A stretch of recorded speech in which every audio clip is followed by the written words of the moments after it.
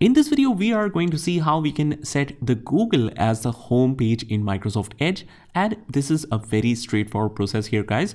So without further ado, let's get started with this video. The procedure is very simple. All you have to do is just click on the three dots on the top right hand corner.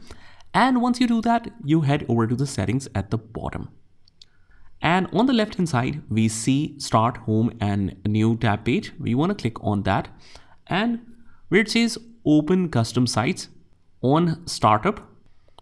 And if you have a page selected here, just click on the three dots next to it and delete that. And we want to add a site, www.google.com should be the new page.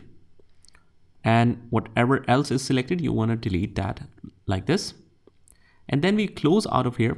And whenever we open Microsoft Edge, it should open up Google as the home page or the default site. So that is all we have to do. I hope you found this video helpful, and if you did, hit the like button and subscribe to our channel, and I will see you in the next one.